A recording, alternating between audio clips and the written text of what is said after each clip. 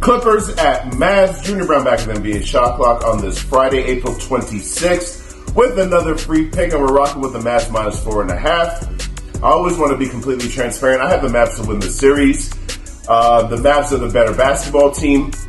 One thing that people are kind of sleeping on about the Mavs, so in the last 20 games of the season, and math is what we do for a living as cappers, 20 games is 25% of the season. So for the last quarter of the season, Dallas finished 16-4, which is tied for the best record in the league with the Boston Celtics during that period. And Dallas had the number one ranked defense for the last quarter of the season. So what they're doing in this series is no fluke.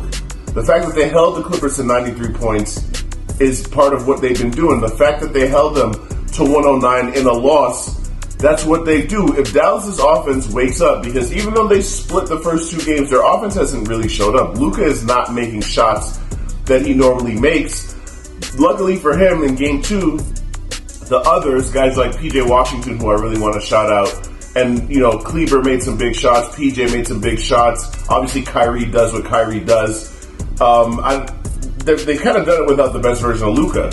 At some point in this series, Luka is going to wake up. I understand on the other side they've got Kawhi, who's going to probably wake up too, but one of the two guys has been out for like 2 months. So I'm going to stick with the leading scorer in the league to wake up in the series, something that, he's one of the best postseason scorers of all time. I'm going to bet on the Dallas defense that's been the best in the league for the last quarter of the season to continue to do that. I'm going to bet on Kawhi trying to work his way back into game shape in the playoffs, which is crazy to me. I think it's going to cost the Clippers. All of these things being said, everything that I look at, every way that I cap this game, every number that I crunch leads me back to the Dallas Mavericks. And I wanted to shout out PJ Washington, because if you watched him in college, he was like a back-to-the-basket, undersized big man. And in the last couple of years, he's transformed his body, he's transformed his game. And now, in game one, he's guarding Kawhi Leonard on some possessions, Paul George, even James Harden in some points. If you told me in college that he would be guarding guys like of that level, I'd have laughed in your face.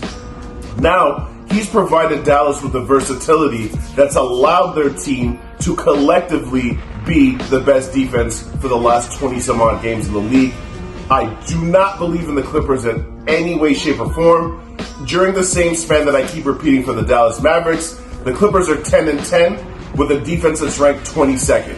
Give me Dallas going back home in front of their crowd, -4.5. Let's cash another ticket, y'all.